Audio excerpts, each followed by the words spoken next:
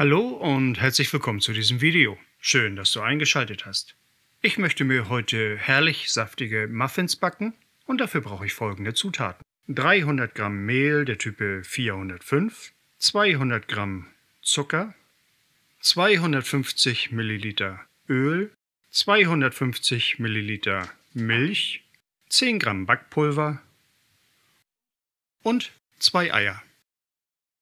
In meinem Fall möchte ich noch Heidelbeeren nachher in den Teig mit reinmachen. Als erstes gebe ich die Eier in die Rührschüssel und gebe den Zucker dazu und lasse das mit dem Schneebesen in der Küchenmaschine schaumig aufschlagen.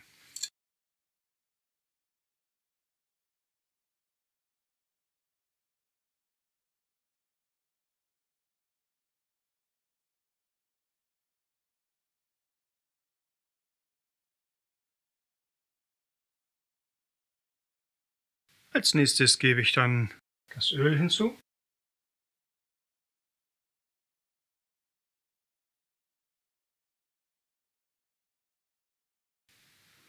Und die Milch. Und lasse diese dann kurz mit der Ei-Zucker-Mischung nur miteinander verrühren.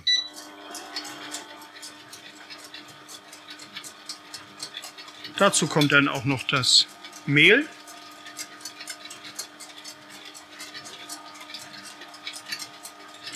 Und zum Schluss dann noch das Backpulver.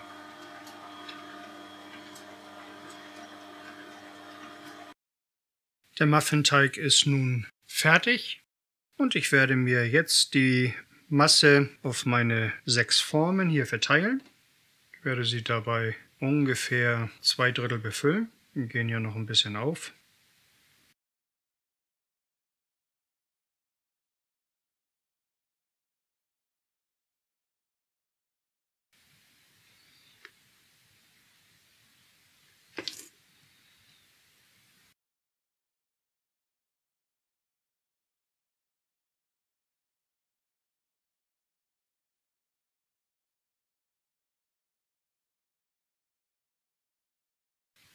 Und zum Schluss gebe ich dann noch bei mir die Heidelbeeren dazu.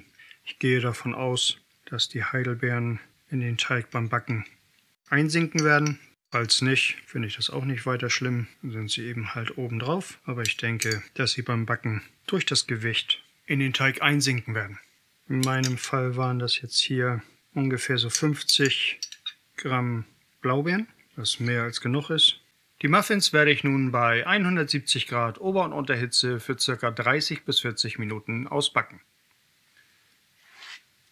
Das ist nun das Ergebnis nach 45 Minuten 170 Grad Ober- und Unterhitze. Sehen noch lecker aus.